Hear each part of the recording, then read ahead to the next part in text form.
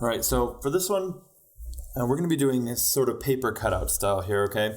And I didn't want to do the whole drawing part again because it's going to be the same as the other ones. And in the next two sections, we will do the drawing. But for this one, I was going to start with one that we already have drawn just to save some time because it's a pretty simple drawing.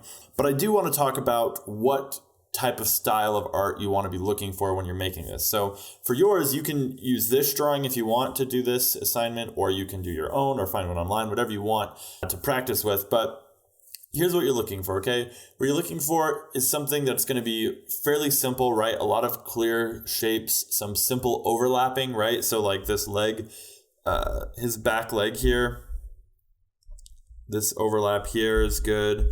This shape behind here, right? Some simple shapes that you could imagine if you were to cut this out on pieces of paper, you could layer this effectively, okay? That's what you're looking for. You want things that have really clear, simple lines, not stuff that has a whole bunch of, you're not going to want something with like a bunch of scales or extreme texture, right? You want stuff that's really clear, very easy to read visually, and very simple, which is why we're going with this drawing. So I have this one already pre-prepared. It's a sketch I did a while ago, and we're going to use this paper cutting technique to create a really cool art style. It doesn't actually involve any real life paper, so you don't need to worry about that. We're still going to be doing all of this digital, but this is going to be the sketch we're starting with.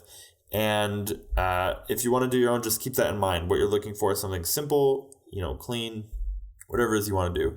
So to prepare it, you don't really need to do a whole lot. You do want to make sure, you can see that this one is even a little bit blurry because I had to blow it up, but that's fine because we're not actually going to be using any of the line art. So you can get away with a pretty rough sketch for this. It doesn't have to be super clean or pretty because the line is not going to be visible at all in the final product, okay? This layer will be completely gone by the time we're done. So what can help though is if you come over here to, well, first what I'm going to do is duplicate it so I can make my lines darker. That way it's easier for me to see.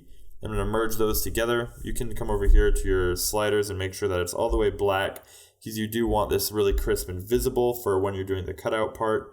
And if you want, you could even do it one more time if you need to, but I think for us it's a little bit overkill, so I'm just going to leave it where it's at, okay?